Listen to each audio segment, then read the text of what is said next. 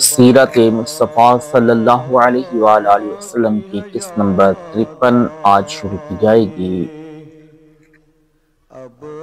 تذکرہ ہو رہا تھا صلح حدیبیہ کا، اور مقرظ بن حفص جو کہ قریش کی طرف سے آیا تھا، تو نبی کریم صلی اللہ علیہ وآلہ وسلم نے فرمایا یہ بہت ہی لچا آدمی ہے، اس نے آپ سے گفتگو شروع کی۔ ابھی اس کی بات پوری بھی نہ ہوئی تھی کہ ناگہاں سہیل بن عمر آ گیا۔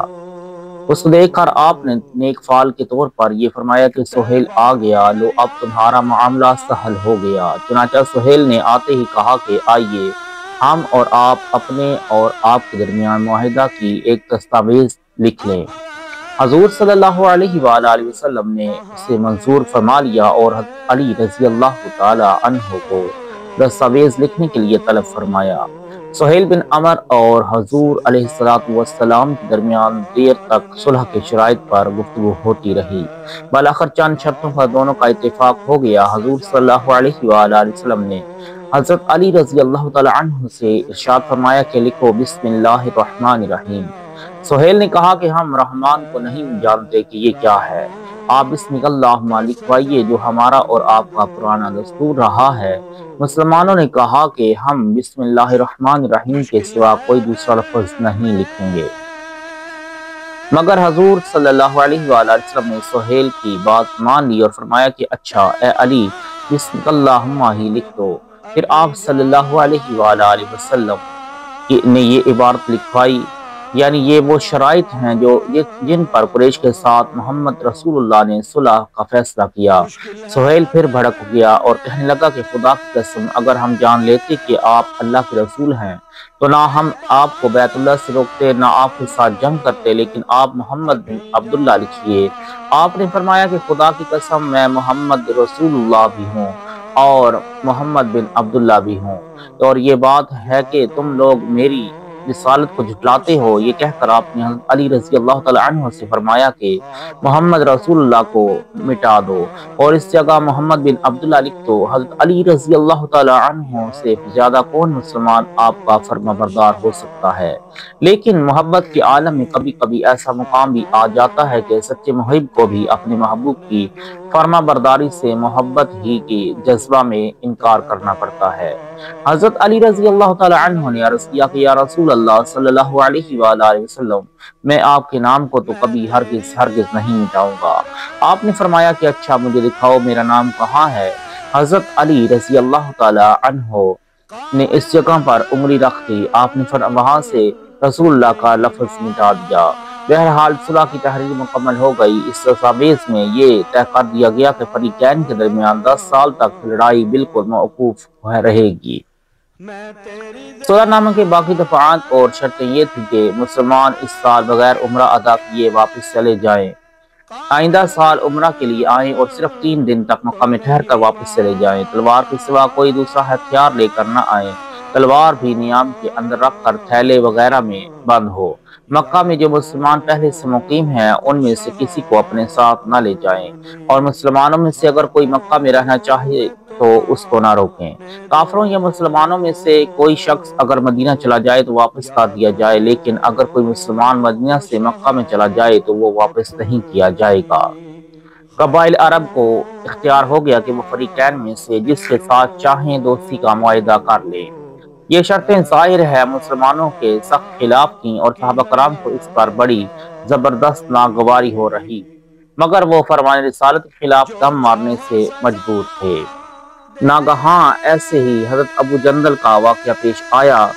صلح حدیبیہ کے درمیان یہ عجیب اتفاق ہے کہ معاہدہ لکھا جا چکا تھا لیکن ابھی اس پر فریقین کے دستخط نہیں ہوئے تھے کہ اچانک ہی سہیل بن عمر کے صاحبزادے حضرت ابو جندل رضی اللہ تعالی عنہ اپنی بیڑیاں گھسیٹتے ہوئے گرتے پڑتے حدیبیہ میں مسلمانوں کے درمیان آن پہنچے۔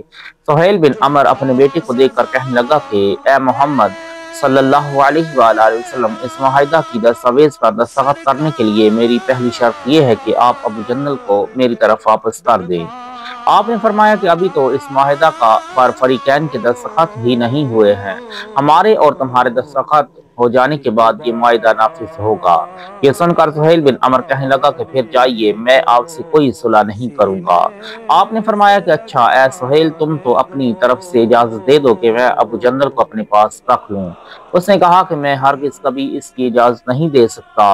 حضرت ابو جندل رضی اللہ تعالیٰ عنہ نے جب دیکھا کہ میں پھر مکہ لوٹا دیا جاؤں گا تو انہوں نے مسلمانوں سے فریاد کی اور کہا کہ اے جماعت مسلمین، دیکھو میں مشرکین کی طرف لوٹایا جا رہا ہوں، حالانکہ میں مسلمان ہوں اور تم مسلمانوں کے پاس آ گیا ہوں۔ کفار کی مار سے ان کے بدن پر چوٹوں کے جو نشانات تھے، انہوں نے ان نشانات کو دکھا دکھا کر مسلمانوں کو جوش دلایا۔ حضرت عمر رضی اللہ تعالیٰ عنہ پر حضرت ابو جندل رضی اللہ تعالیٰ عنہ کی تقریر سن کر ایمانی جذبہ بیدار ہو گیا اور وہ دندناتے ہوئے بارگاہ رسالت میں پہنچے اور عرض کی کہ کیا آپ سچ مچ اللہ کے رسول نہیں ہیں؟ ارشاد فرمایا کہ کیوں نہیں؟ انہوں نے کہا کہ کیا ہم حق پر اور ہمارے دشمن باطل پر نہیں ہیں؟ ارشاد فرمایا کہ کیوں نہیں؟ پھر انہوں نے کہا کہ کیا پھر ہمارے دین میں ہم کو یہ ذلت کیوں دی جا رہی ہے؟ پھر انہوں نے کہا آپ نے فرمایا کہ اے عمر، میں اللہ کا رسول ہوں، میں اس کی نافرمانی نہیں کرتا ہوں، وہ میرا مددگار ہے۔ پھر حضرت عمر رضی اللہ تعالیٰ عنہ نے عرض کیا کہ یا رسول اللہ، کیا آپ ہم سے یہ وعدہ نہ فرماتے تھے کہ ہم عنقریب بیت اللہ میں آ کر طواف کریں گے؟ ارشاد فرمایا کہ کیا میں تم کو یہ خبر دی تھی کہ ہم اسی سال بیت اللہ میں داخل ہوں گے؟ انہوں نے کہا کہ نہیں۔ آپ نے ارشاد فرمایا کہ میں پھر کہتا ہوں کہ تم یقیناً کعبہ میں پہنچو گے اور اس کا طواف کرو گے۔ دربار رسالت سے اٹھ کر حضرت عمر رضی اللہ تعالیٰ عنہ حضرت ابوبکر صدیق رضی اللہ تعالیٰ عنہ کے پاس آئے اور وہی گفتگو کی جو بارگاہ رسالت میں عرض کر چکے تھے۔ آپ نے فرمایا کہ اے عمر، وہ خدا کے رسول ہیں، وہ جو کچھ کرتے ہیں اللہ تعالیٰ ہی کے حکم سے کرتے ہیں، وہ کبھی خدا کی نافرمانی نہیں کرتے اور خدا کا ان کا مددگار ہے، اور خدا کی قسم یقیناً وہ حق پر ہے، لہٰذا تم ان کی رقاب تھامے رہو۔ حضرت عمر رضی اللہ تعالیٰ عنہ کو تمام عمر ان باتوں کا صدمہ رہا اور سخت رنج و افسوس رہا جو انہوں نے جذبہ بے اختیاری میں حضور صلی اللہ علیہ وآلہ وسلم سے کہہ دی تھیں۔ زندگی بھر وہ اس سے توبہ و استغفار کرتے رہے اور اس کے کفارہ کے لیے انہوں نے نمازیں پڑھی، روزے رکھے، خیرات کی، غلام آزاد کیے۔ بخاری شریف میں اگرچہ ان اعمال کا مفصل تذکرہ نہیں ہے، اجمالاً ہی ذکر ہے، لیکن دوسری کتابوں میں نہایت تفصیل کے ساتھ یہ تمام باتیں بیان کی گئی ہیں۔ بہرحال یہ بڑے سخت امتحان اور آزمائش کا وقت تھا۔ ایک طرف حضرت ابو جندل رضی اللہ تعالی عنہ گر گرا کر مسلمانوں سے فریاد کر رہے ہیں اور ہر مسلمان اس قدر جوش میں بھرا ہوا ہے کہ اگر رسول کا ادب مانے نہ ہوتا تو مسلمانوں کی تلواریں نیام سے باہر نکل پڑتی۔ دوسری طرف معاہدہ پر دستخط ہو چکے ہیں اور اپنے عہد کو پورا کرنے کی ذمہ داری سر پر آن پڑی ہے۔ حضور انور صلی اللہ علیہ وآلہ وسلم نے موقع کی نزاکت کا خیال فرماتے ہوئے حضرت ابو جندل رضی اللہ تعالیٰ عنہ سے فرمایا کہ تم صبر کرو، ان قریب اللہ تعالیٰ تمہارے اور ہم دوسرے مظلوموں کے لیے ضرور ہی کوئی راستہ نکال لے گا۔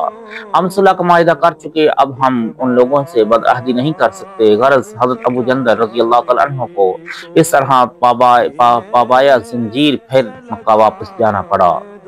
جب صلح نامہ مکمل ہو گیا تو حضور صلی اللہ علیہ وآلہ وسلم نے صحابہ کرام کو حکم دیا کہ اٹھو اور قربانی کرو اور سر منڈا کر احرام کھول دو۔ مسلمانوں کی ناگواری اور ان کی غیظ و غضب کا یہ عالم تھا کہ فرمان نبی سن کر ایک شخص بھی نہیں اٹھا، مگر ادب خیال سے کوئی ایک لفظ بولنا بھی نہ سکا۔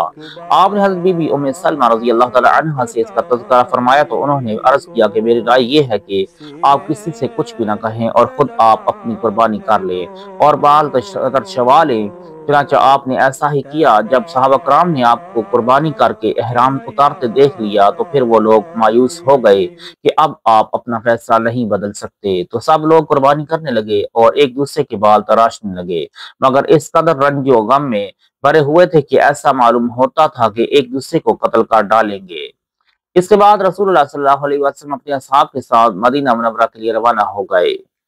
اللہ تعالی ہم سب کو عمل کی توفیق عطا فرمائے اور نبی کریم صلی اللہ علیہ وآلہ وسلم کے بتائے ہوئے راستوں پر چلنے کی توفیق عطا فرمائے، آمین۔